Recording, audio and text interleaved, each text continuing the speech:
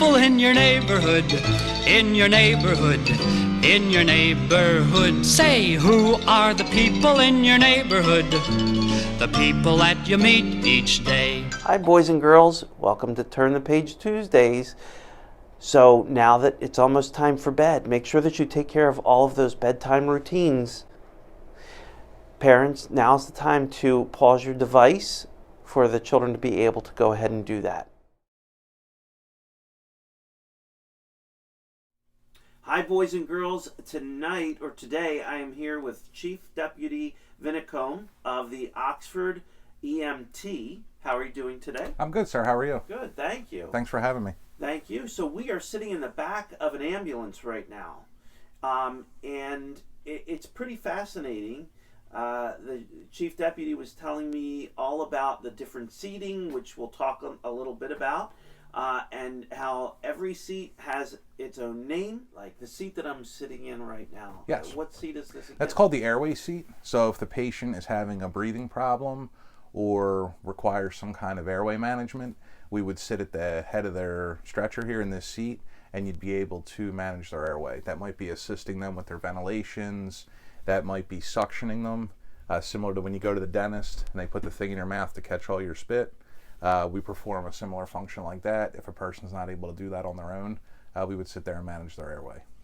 And so, boys and girls, this is where the patient lays, and the patient's head would be up here, and their feet would be down at that end. And what seat is this right here? That's called the CPR seat. So if somebody's heart isn't beating, the person sitting in that seat would do some chest compressions to circulate the blood like the patient's heart would normally do. But since it isn't, that person helps with that function. Okay. Do those seats have a name? This is just the bench seat. Okay. There's usually a lot that goes on over here. This is where you lay your equipment out. Okay. This is where we might put a cardiac monitor. There's a paramedic with us. But kind of we lay all our stuff out here. Typically, if I'm treating a patient, I open that bag up over here, and I'm able to access all my equipment. Is it hard to work on patients when you're driving, when you're riding in the potholes in the road? It's an acquired skill. Okay. There's no doubt about that. We try and do a lot of stuff before we leave. Okay. Once we get them stabilized, then we'll typically depart for the hospital, and then certainly there's sometimes we have to do stuff on the way. But it's an acquired skill, and a lot of times your driver will give you a heads up if there's a speed bump coming up or something that could be a potential obstacle. They'll say, hey, hang on. Okay. Or if they see the car in front of them stopping suddenly. So there's pretty good communication that goes on there. How did you get involved in EMT? What made you want to become an EMT? So I joined my local fire company when I was 16 and started volunteering to help the community. I went to EMT school. And then once I graduated high school, I went to nursing school, and I just loved EMS so much and enjoyed being out in the field and out on the street. After I finished nursing school and worked as a nurse for a brief time, I came right back to EMS, and that was about 20 years ago. I've been here ever since. You could be a nurse in a hospital or something like that, but Absolutely. You chose to be. So this is kind of like a hospital on the road, yes. Right? I went and I got another degree in emergency and disaster management because that was more my speed with responding to emergencies, planning for emergencies. We do a lot of planning for when emergencies do occur. We want to be ahead of the curve and have some planning done. I'm sure you have to know how to read for your job. We do. Reading's very important. When we go to doctor's offices or we go to nursing homes or we go to patients' houses, a lot of time we're presented with medical records. So we can kind of learn about the patient on the way to the hospital, see what some of their challenges are. In addition, when we get to the hospital, we get follow-up reports. So we get to learn what happened with the patient, why it happened. So in addition to the reading with that part of the job, there's also the reading to understand different diseases, why heart attacks happen, why bone injuries happen. So there's a lot of reading on both sides of that. You have to be very fast in the job, right? The job does require very quick decision making. We rely on our experience and our training to make our decisions, and if we don't make the best decision, we always look to see next time how can we do this better. Is there somebody different who drives the vehicle? Like, can you drive the vehicle? I can. Everybody's certified at the same level, and we take turns. We rotate through treating the patient and driving. So if you went to pick someone up, how often do you go out each day? We go out about 9 times a day. 9 times a day. And they're all different levels of service. About 65% of the time we take somebody to the hospital. We also perform what's called a lift assist if somebody falls and they're not injured, they just need some help getting up.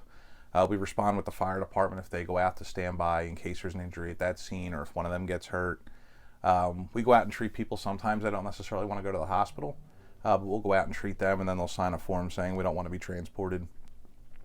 And we go out and investigate medical alarms, things like that. So we wind up taking about 65% of the calls that we go on turn into us transporting someone. So we're in Oxford right now.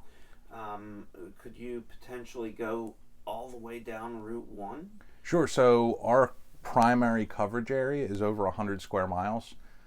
We have first due coverage in this area as far as Coleraine Township in Lancaster County, and then we provide mutual aid. So if it gets busy in the Oxford area, West Grove's ambulance, Avondale's ambulance, Longwood's ambulance, they might come in and provide us assistance.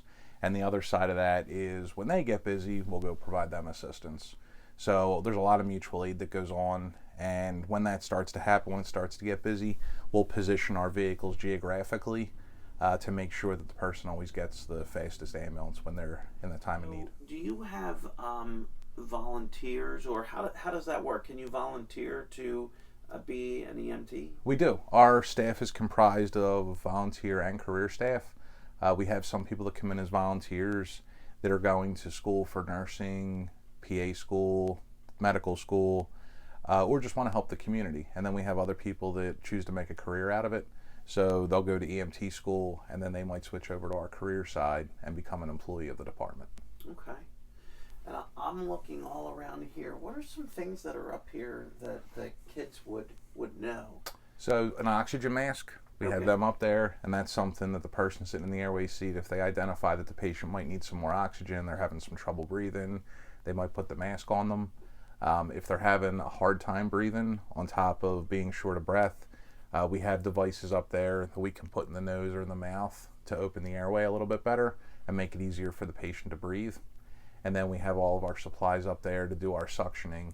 Like we talked about, that tool from the dentist office. If the patient can't do that on their own, that's something we can assist them with. It looks like there's a lot of things you need to know on this board here, on this panel. There is. So that controls the heat and the air conditioning in the back. It controls the lighting. We have a lot of different light options back here. It controls the suction. It controls our inverter. It controls our exhaust fan. So sometimes if we take somebody to the hospital that has an infectious disease, we'll make sure the exhaust fan's on during transport. And then once we get out of the hospital, we'll leave our doors open for about 15 minutes and run the exhaust fan just to make sure the ambulance is cleared out. So I hear you brought a book. You're going to be sharing a book. It's called Emergency. I did. We can't wait to hear that book. I'm excited. Thank you for giving me this opportunity. Good evening, boys and girls. Tonight we're going to read a book called Emergency. It talks about police, fire, and emergency medical services.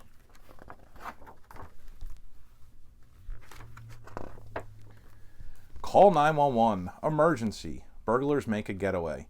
Police car dashing. Bright lights flashing. Help is coming. It's on the way. Ambulance needed. Emergency. Wee-oo, wee-oo. Pull over. Make way. Lights beaming. Sirens screaming. Help is coming. It's on the way. Tree on the track. Emergency. A rescue train will clear the way. Huge crane hooking, lifting, shifting. Help is coming. It's on the way.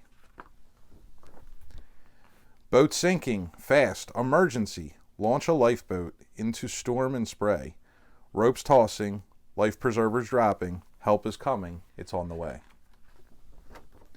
Traffic jam. Emergency. Police motorcycle speeds down the highway. Zipping, revving, redirecting. Help is coming. It's on the way. Forest fire blazing. Emergency. Firefighting planes zoom up and away. Swoop, swoop, swooping, water scooping. Help is coming. It's on the way. River flooding. Emergency. Inflate the rafts without a delay. Supply boats tugging. Chug, chug, chugging. Help is coming. It's on the way.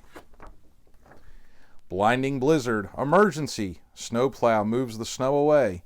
Pushing, shoveling, tossing, tunneling. Help is coming. It's on the way. Fire, fire, emergency. Fire engines race all the way. Hoses rushing, water gushing, help is coming, it's on the way. Hiker lost on mountain, emergency. Helicopter hovers and sways.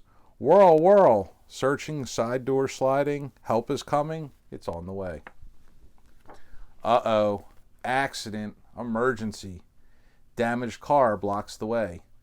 Tow truck towing, yellow light glowing, help is coming, it's on the way.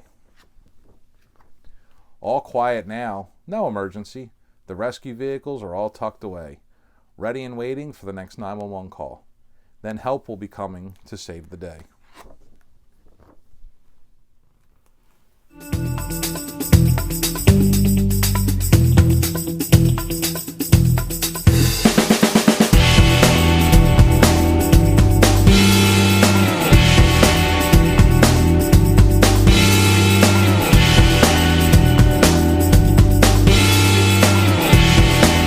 I hope you enjoyed that book by our special guest. Now it's time for bed.